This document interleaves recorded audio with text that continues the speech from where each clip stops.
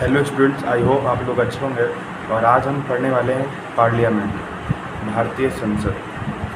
ठीक, तो पार्लियामेंट के बारे में हमारे संविधान में जो आर्टिकल्स हैं 79 से लेकर 88 और आर्टिकल 122 में बताया गया है। ठीक, और parliament consist of 3 major components. First is Lok Sabha, Rajya Sabha and president of India.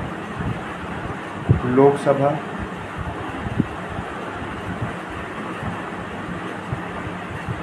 Rajya Sabha और प्रेसिडेंट ऑफ इंडिया, भारत का राष्ट्रपति।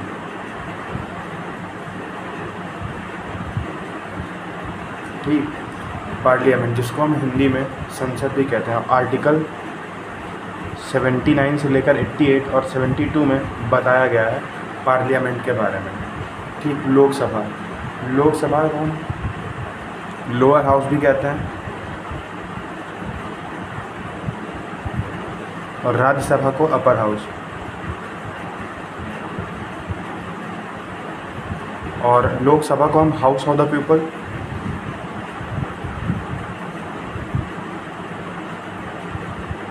लोगों का सदन या लोकप्रिय सदन, और अपर हाउस को हम काउंसिल ऑफ द स्टेट्स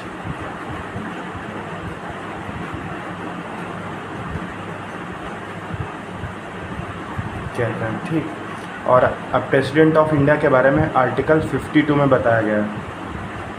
ठीक, जो हमारा आर्टिकल 52 है हमारे संविधान में, उसमें प्रेसिडेंट ऑफ इंडिया के बारे में बताया गया है।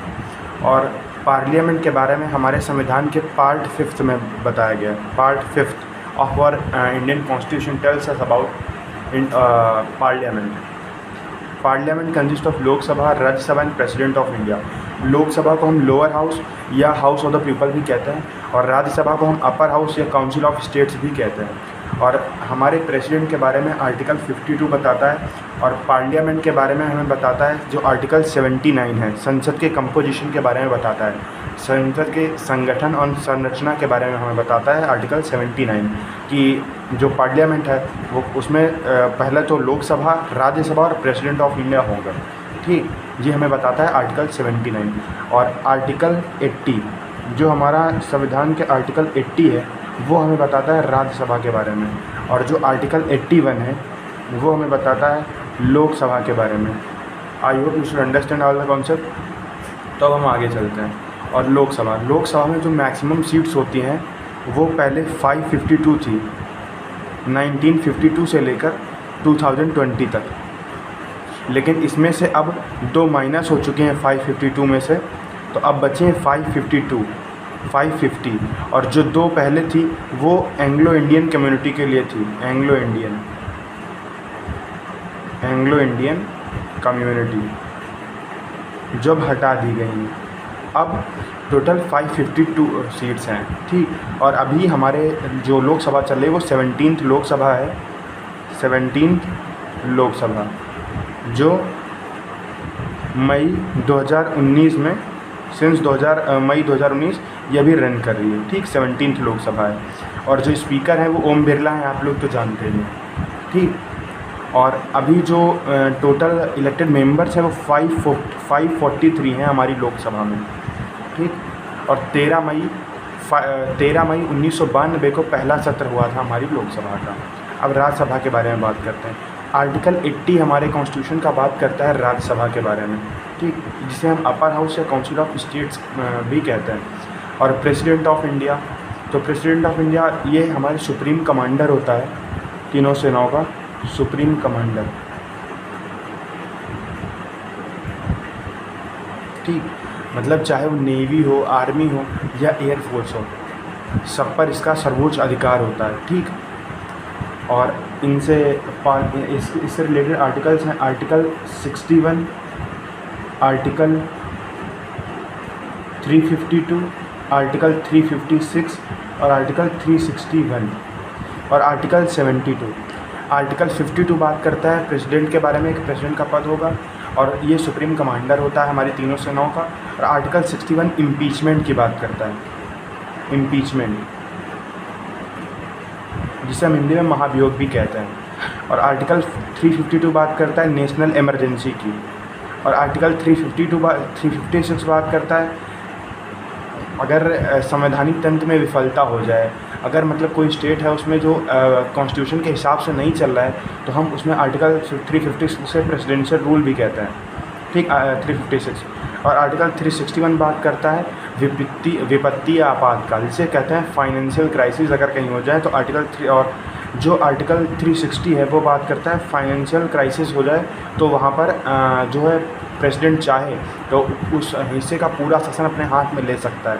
और आर्टिकल 72 पार्डनिंग पावर्स के बारे में बताता है प्रेसिडेंट के, और आर्टिकल 361 जो है वो बताता है प्रेसिडेंट के पास इतनी पावर्स होती हैं कि अगर वो कोई काम कर दे तो उसका कुछ एक्सेप्शनल केसेस में उसका कोई अपोजिशन नहीं कर सकता, ठीक। और राज्यसभा में मैक्सिमम सीट्स होती हैं 250 सीट्स, और अभी हमारी राज्यसभा में 238 जो हैं वो इनडायरेक्ट इलेक्शन जो होता है उसे 238 जो सीट्स हैं फिलअप होती हैं, और जो रिमेनिंग 12 सीट्स हैं वो नॉमिनेट होती हैं किससे, हमारे राष्ट्रपति के द्वारा, जो अलग अलग बैकग्राउंड से आर्ट स्पोर्ट्स से होती है। और राज्यसभा में जो इलेक्शंस होते हैं वो इनडायरेक्ट इलेक्शन होते हैं, ठीक। अब हम आगे बात करते हैं। आई होप इतना आपको कॉन्सेप्ट समझ में आया होगा। अब पहले हम बात करते हैं लोकसभा की। लोकसभा या lower house,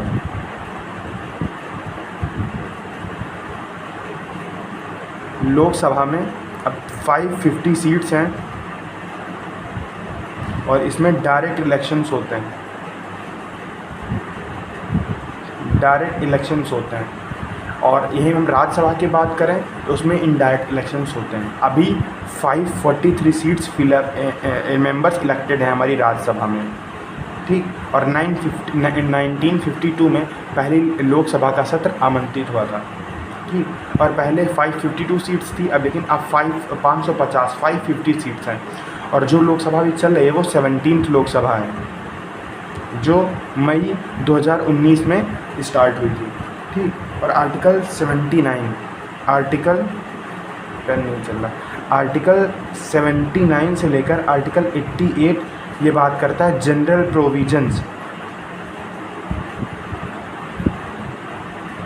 provisions regarding parliament,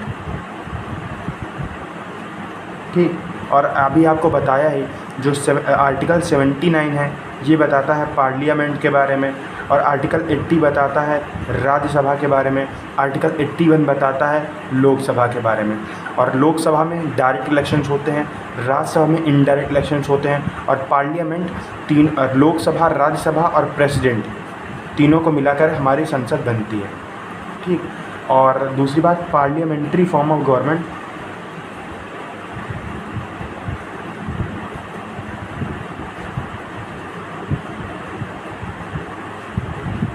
parliamentary form of government जिसे हम हिंदी में कहते हैं संसदीय शासन प्रणाली, ठीक। इसमें पार्लियामेंट सुप्रीम होती है, ठीक। इसमें जो सर्वोच्च होती है वो संसद होती है, पार्लियामेंट्री फॉर्म। और ये हमने बारो किया है फीचर अपने कॉन्स्टिट्यूशन में, ये बारो किया है ब्रिटेन से या इंग्लैंड, एक ही बात होगी, ठीक, ब्रिटेन या इंग्लैंड। तो आप क्या समझे, लोकसभा जिसे लोअर हाउस या हाउस ऑफ द पीपल कहते हैं, पहले 552 सीट्स थी, अब 550 सीट्स हैं, डायरेक्ट इलेक्शंस होते हैं। अब 543 सीट्स फिलअप हैं अभी इलेक्टेड मेंबर्स है। और 17th लोकसभा चलिए, आर्टिकल 79 से 88 बात करता है जनरल प्रोविजंस रिगार्डिंग पार्लियामेंट, और जो हमारी पार्लियामेंट बनती है वो राज्यसभा, लोकसभा और प्रेसिडेंट को मिलाकर बनती है, ठीक। और अभी जो हमारे स्पीकर हैं, स्पीकर लोकसभा के वो हैं ओम बिरला जी, ठीक। अब हम बात करते हैं जनरल प्रोसीजर्स पार्लियामेंट, क्या लोकसभा, राज्यसभा और प्रेसिडेंट। तो आप इतना ही समझ गए लोकसभा का आर्टिकल है 81, राज्यसभा का आर्टिकल है 80 और पार्लियामेंट 79 और प्रेसिडेंट का आर्टिकल है 52। ठीक, अब देखिए, अगर कोई विधेयक जो सामान्य विधेयक है वो लोकसभा में पारित हो गया और राज्यसभा में जो है, और लोकसभा ने पारित कर दिया, अब वो राज्यसभा के पास गया है और राज्यसभा ने भी पारित किया, प्रेसिडेंट ने पारित कर दिया, तो जो ये विधेयक था या बिल था इंग्लिश में, ये अब अधिनियम बन चुका है। ये अब अधिनियम, जिसे इंग्लिश में कहते हैं एक्ट या लॉ। ठीक, इस तरह का होता है। और राज्यसभा के पास जैसे आर्टिकल 108 108 बात करता है जॉइंट सिटिंग की। 108 ये जॉइंट सिटिंग की बात करता है। ठीक, और जॉइंट सिटिंग की अध्यक्षता कौन करता है? लोकसभा का स्पीकर। तो जनरली आप ये समझिए कि लोकसभा राज्यसभा में ज़्यादा पावर्स लोकसभा के पास होती हैं। कुछ केसेस में राज्यसभा के पास भी पावर्स होती हैं, जैसे ऑल इंडिया सर्विस IAS है, PCS, इसमें अगर नया कोई गठन करना है तो उससे रिलेटेड जो भी मैटर होगा उसमें राज्यसभा के पास ज़्यादा पावर्स होंगी। और दूसरा, राज्यसभा में टोटल 250 सीट्स हैं और इसमें 550 सीट्स हैं। ठीक, और जो लोकसभा में मेंबर्स होते हैं वो डायरेक्ट इलेक्शंस के द्वारा होते हैं और राज्यसभा में इनडायरेक्ट इलेक्शंस होते हैं और 12 नॉमिनेट होते हैं प्रेसिडेंट के द्वारा राज्यसभा में। वो अलग अलग क्षेत्र से होते हैं, आर्ट, कल्चर, स्पोर्ट्स वगैरह। और प्रेसिडेंट, और जब तक किसी विधेयक पर प्रेसिडेंट हस्ताक्षर नहीं करेगा तब तक वो विधेयक कानून नहीं बन सकता। ठीक, और 552 है, 72 है, 360 है, 350 है, 361 है और आर्टिकल 72 और 352 और 61 बात करता है इम्पीचमेंट, मतलब कैसे हम अपने प्रेसिडेंट ऑफ इंडिया, जैसे अभी मुर्मू जी हैं तो उनको हम कैसे हटा सकते हैं, द्रौपदी मुर्मू जी। तो आर्टिकल 61, तो इम्पीचमेंट, अगर कोई संसद में स्पेशल मेजॉरिटी से अगर हम अधिनियम पास कर दें तो by process of impeachment president हट सकता है, लेकिन इसके लिए पहले से नोटिफाई करना पड़ेगा, पहले से हमें बताना पड़ेगा प्रेसिडेंट को। ठीक, और आर्टिकल 110 बात करता है मनी बिल। तो मनी बिल से रिलेटेड इशूज़ में लोकसभा और ये है प्रेसिडेंट। ठीक, लोकसभा, राज्यसभा और प्रेसिडेंट। मनी बिल में अगर लोकसभा ने पारित कर दिया, अब वो गया है राज्यसभा के पास। ठीक है, राज्यसभा, अब राज्यसभा के पास जाता है पार्लियामेंट, प्रेसिडेंट के पास। तो आप समझिए, अगर लोकसभा ने पारित कर दिया बिल और अब वो गया राज्यसभा के पास, और अगर वो बिल राज्यसभा के पास इतनी पावर नहीं है कि वो बिल 14 दिन से ज़्यादा मनी बिल को वो रोक सके अपने पास, 14 डेज़ डिले कर सकती है वो, और 14 डेज़ वो रोक सकती है। लेकिन 14 डेज़ के बाद उसे या तो अगर वो अपने पास रखे, अपने बिल ना दे, उसके पास भी होगा तो वो पास मान लिया जाएगा। और जो मनी बिल होता है उसको पास करने से पहले प्रेसिडेंट की अनुमति ली जाती है। ठीक, तो इसलिए प्रेसिडेंट भी पास कर देता है तो वो है पास हो जाता है। ठीक, और आर्टिकल 112 बात करता है बजट की, जो हमारा वार्षिक बजट आता है। ठीक, तो इतना आप समझिए। और हमारे संविधान में पार्लियामेंट सर्वोच्च है, और अगर कभी जैसे कोई जो काउंसिल ऑफ मिनिस्टर्स होते हैं, काउंसिल ऑफ मिनिस्टर COM, ठीक, इनकी अध्यक्षता हमारे PM करते हैं। ठीक, वैसे 3 तरह के मिनिस्टर्स होते हैं, डिप्टी मिनिस्टर्स और काउंसिल ऑफ मिनिस्टर्स।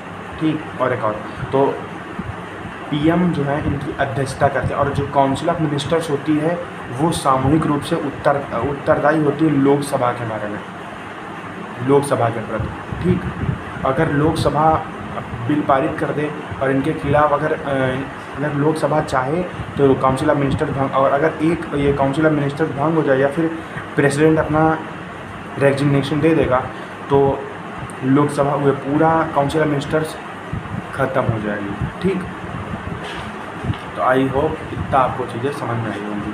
और आर्टिकल 74 हमारे संविधान का वो बात करता है कि काउंसिल ऑफ मिनिस्टर्स होंगे और जिनकी अध्यक्षता पीएम करेगा, ठीक। और जो काउंसिल ऑफ मिनिस्टर्स होगी वो लोकसभा के प्रति उत्तरदायी होगी। और हमारा जो संसद में पूरा जो बैलेंस है, इसमें चेक एंड बैलेंस का सिद्धांत चलता है, मतलब उत्तरदायित्व और संतुलन, ठीक। मतलब चाहे वो लेजिस्लेटिव हो, चाहे एग्जीक्यूटिव, चाहे जुडिशरी, सब आपस में बैलेंस बना के रखते हैं, ठीक। शक्ति का पृथक्करण नहीं, ठीक। आपस में मिलजुल कर कार्य करते हैं, ठीक। तो इतना हमको लगता है आप लोगों को समझ में आया होगा। अब हम आपको एक बार क्विक रिवीजन करा देते हैं, ठीक। हमने आपको क्या पढ़ाया? पार्लियामेंट, ठीक, लोकसभा, राज्यसभा और प्रेसिडेंट, ठीक। अब देखिए, लोकसभा से जो आर्टिकल रिलेट करता है वो है 81, राज्यसभा से 80, प्रेसिडेंट 52। अब देखिए, प्रेसिडेंट ही अगर, और ये भी है कि 1 ईयर में 2 सत्र होने आवश्यक हैं, और इन एक सत्र से दूसरे सत्र के बीच में जो अंतराल होता है वो 6 मंथ्स का ही हो सकता है, इससे ज़्यादा नहीं। और 2 सत्र होनी चाहिए 1 ईयर में, ये अनिवार्य है, ठीक। और जो हमारे लोकसभा है उसमें 552 सीट्स होती हैं, ठीक। तो 530 सीट्स जो होती हैं वो स्टेट कॉन्स्टिट्यूएंसीज़ की होती हैं, स्टेट कॉन्स्टिट्यूएंसीज़ की, ठीक। और 20 सीट्स जो होती हैं वो होती हैं यूटीज़ की, ठीक। और हाँ, ये सभी जो हैं बोथ डायरेक्ट इलेक्शन से होते हैं, ठीक। इतना आप समझ गए होंगे। और पहली बैठक हुई थी 13 मई 1952 को, ठीक। और 17वीं लोकसभा चली। और राज्यसभा के पास सिर्फ ऑल इंडिया सर्विसेज और कुछ ही चीज़ों में, जैसे जीएसटी पास होगा तो उसमें स्टेट लेजिस्लेचर से भी अभी परमिशन ली गई थी 50%, ठीक। तो लोकसभा के पास मनी बिल और बहुत सारी चीज़ों से रिलेटेड लोकसभा के पास ज़्यादा बहुत है, क्योंकि इसमें डायरेक्ट इलेक्शन से लोग चुने जाते हैं। राज्यसभा में क्या 12 लोग नॉमिनेट होते हैं, 238 लोग स्टेट से लिए जाते हैं, ठीक। और अभी हमारे भारत में 28 स्टेट्स हैं और 8 यूटीज़ हैं, ठीक। और जब अगर प्रेसिडेंट कुछ इश्यूज ऐसे भी होते हैं, अगर प्रेसिडेंट चाहे तो किसी भी सदन में जो उपस्थित अगर कोई कार्य नहीं कर रहे हैं, और जैसे अगर हम बात करें